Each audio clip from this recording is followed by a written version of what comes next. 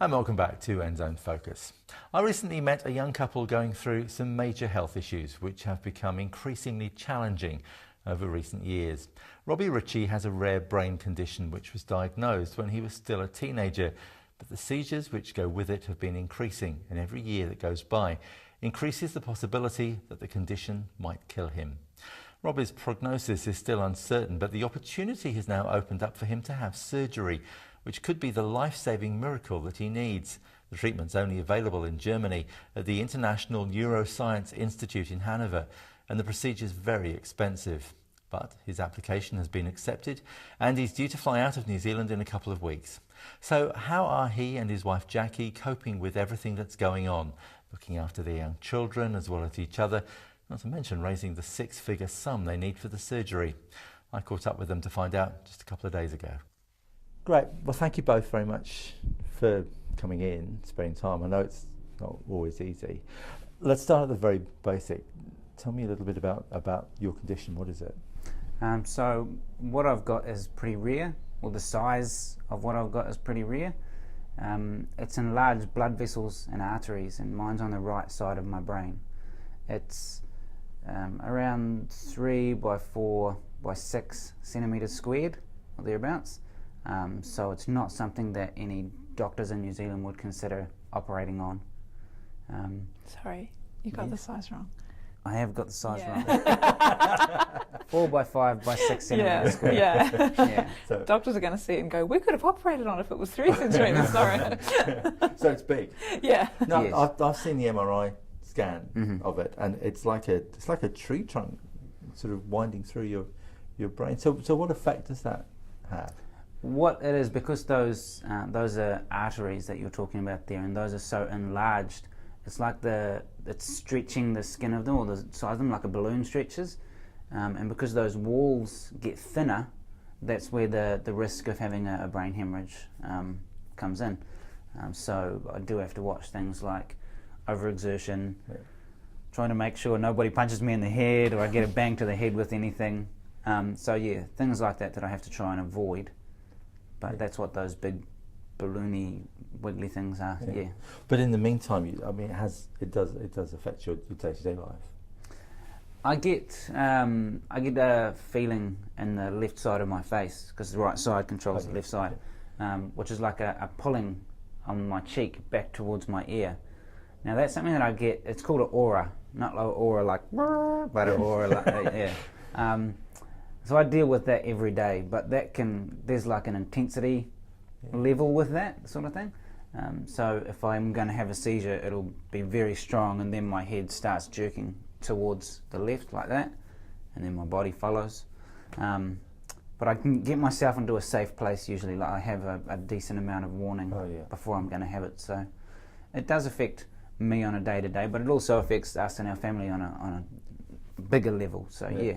Because you actually work for Mercury Energy, and you have a day job, and you're keeping working. Absolutely, only because they are so good to their employees. They've really looked after me over the years I've been there. So yeah, great place to work. Now, Jacqui, it must make life interesting. Yeah, interesting is probably the way you start that word. Is it hard? It's really hard. It's really hard. But we just don't think about it. A lot of the time, people say, how do you cope with it when you just don't think about it? Because if you think about it, then you would end up rocking in a corner, sucking your thumb. So we just, there's always positives out of these things. And the positive for us is that we wake up every morning grateful that we've got them. And so we try really hard to have a great marriage and to be the best parents that we can be. And to just make the most of what we've got and just enjoy life in quite a simple way. But yeah, so because you've got 2 boys. Yeah, we've got a 4-year-old and an 8-year-old. And how do they cope with it? They are really used to it because it's been forever for them. They've never known anything other. When they were smaller, it's probably when some of the really interesting and kind of cool things happened, when they were seeing seizures when they were younger. sort of taking turns at replicating what Dad does and things like that, but moving them through, because a lot of people when they see a seizure are quite fearful. It's a natural reaction. So that was the case for the kids as well, that we had to move them through it is scary, but Daddy's actually okay. A real benefit for us with the kind of seizures that Robbie has is he actually remains conscious throughout it, and so he can talk just about immediately afterwards. His seizures go for 3 or 4 minutes. They're quite long, and they are grand mal, whole body seizures. But our boys will stand there and they will often put a hand on him while he's having a seizure. They'll pray. They'll just say to him, "It's okay, Dad, I'm here." And then afterwards, our youngest is probably still the more fearful, but as soon as it's over, he'll jump up on the bed and he'll just often rub Robbie's belly really gently and just sort of do soothing things and give him a kiss. So for them it's normal, but it is still it's still fearful. And you know, every time it happens, I don't know how many seizures Robbie's had now since we've been married for nearly 10 years, thousands. It's always scary. It's always, is this going to be the last one? Is this going to be the big one? So it's always there. Bad news and good news. The bad news was that doctors here couldn't do anything.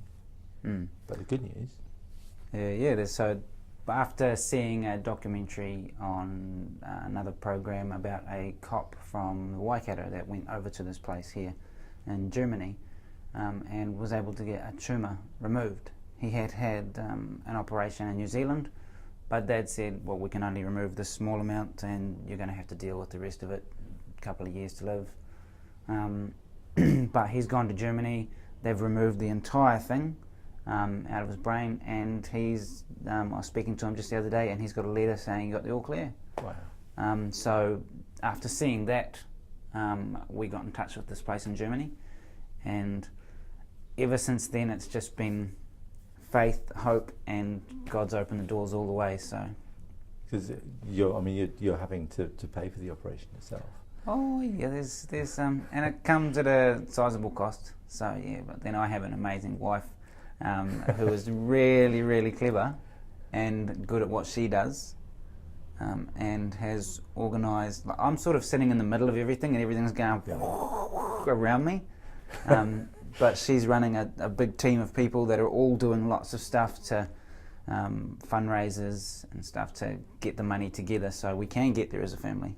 Because you're no stranger to fundraising, because you actually were running a charity before you did this. So just tell us a little bit about that.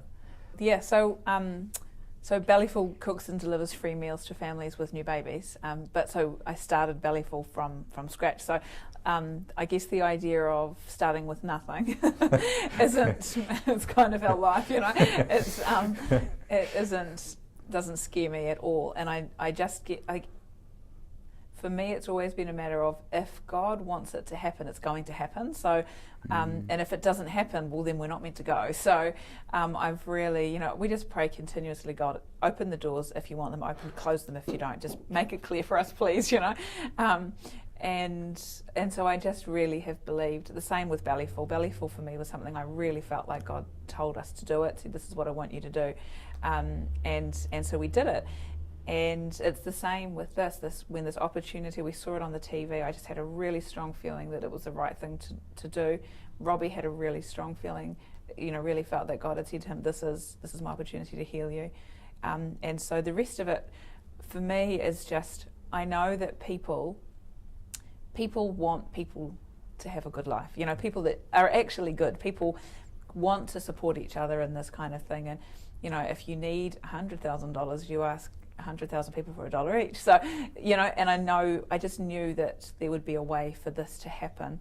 And I have not doubted that for a second. And boy, has God been faithful with that. Because you're over halfway, well over halfway. We raised the first 100,000 in 6 days. Wow. Yeah, I know that's just, we were so blown away watching, but our community in Pukekohe there's been events all over the place that we've had nothing to do with. They've done all of the hard work. But the biggest thing has been the money coming in through complete strangers on Give a Little. Yeah. That's been overwhelming, yeah.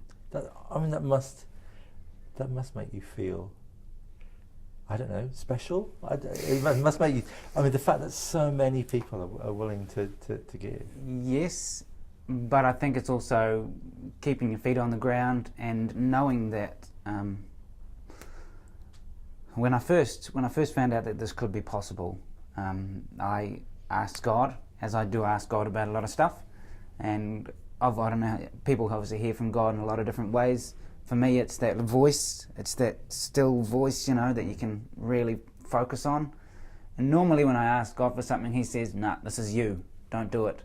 But this time when I said, "Is this right? Is this through you?" And He said to me clearly, "This is my opportunity to heal you." And I said, "Oh, are you sure? Because for the last 20 years I've been told it's impossible." "Are you sure?" He said, "This is my opportunity to heal you." And I've asked Him countless times, but He keeps telling me, "Stop asking."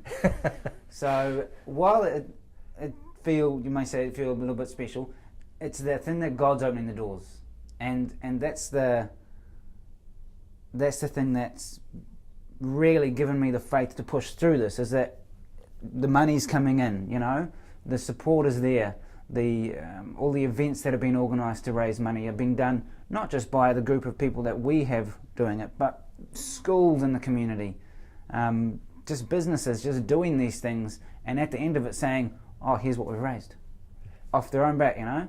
So not just in our community either, wider as well. It's amazing. And so money's come from Hanover, people in Hanover. The story's been in a German newspaper, and people from Hanover have been donating, and we've been given 2 weeks accommodation with a family in Hanover while after the operation, because we had to stay near the hospital.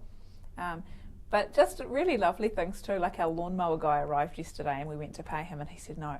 And we've never had this conversation with him, so he must have read about it in the paper. And he said, until you've got enough money each fortnight, because we have big property, it needs a ride-on mower because we can't. It would take 3 days to I don't not mow the lawns because I'm lazy. That's right. Because we have a really big section without a ride-on. We can't do it, too big. But yeah, so he said no, until you've raised the money, every fortnight when I come, you put that money into the jar. And Robbie and I went down to get a warrant of fitness, and they're like, "No, you're not paying for that," and get a coffee at the local cafe on the way in to see the doctors and things, and no, you're not allowed to pay for the coffee. You know, just lovely things as well like that, where people are doing every little thing that they can. Everyone's sort of saying, "No, you put that $5 away," and we know that's going to help. Yeah. Because at the end, this is groundbreaking surgery. I mean, this guy in Germany is the world expert. He is. He's done a lot of it. 7,000. He specialises in what I have. Yeah. But yeah, he's the best. But that, you still have to go through it. I mean, that must be. There is the unknowns, what's going to come out the other side. Obviously, I'm hoping and praying for this to come out the other side exactly the same.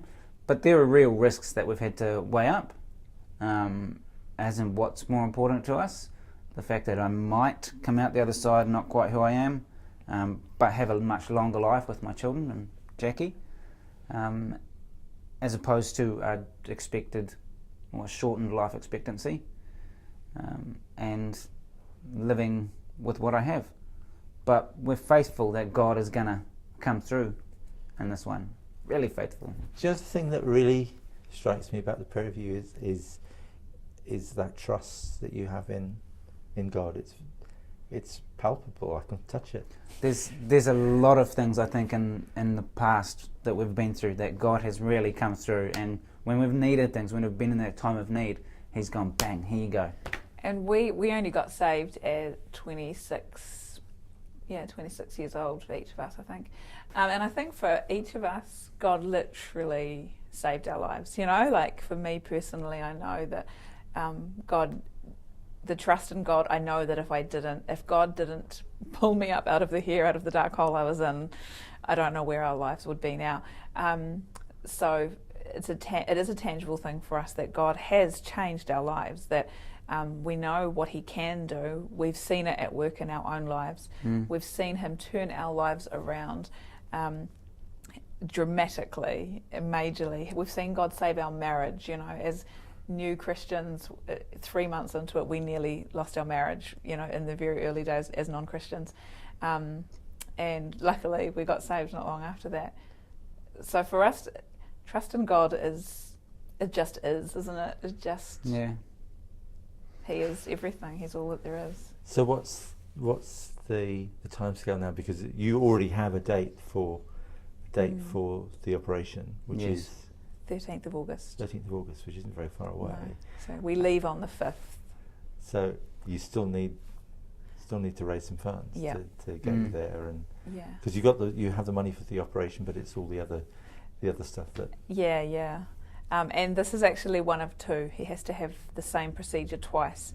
So we have the first one in August. They'll do 50% of the AVM, the arterial venous malformation, and they will do the second one probably in about March next year, because it's too big to do all of it at once. Yeah. So they'll do 50%, the most dangerous blood vessels, the ones that are really dangerous at the moment, and then they will do the other 50% next year. So we haven't started fundraising for that one yet. Yeah. I have a feeling that won't be an issue. Yeah. Yes, Robin, yeah. Thank you both so much for coming in. We'll be thinking of you in August. Thank you. Thank you. Jacqui and Robbie Ritchie talking there. And if you'd like to give them your support, then you can check out their website, fixrobbiesbrain, all one word, .co.nz. That's fixrobbiesbrain.co.nz. And you'll find all the details that you'll need there. They're also on Facebook at facebook.com/Robbie Needs His Brain Fixed. Again, all one word, Robbie Needs His Brain Fixed. Well, that's all we've got time for this week. Thank you for joining us. Ka kite anō. God bless you.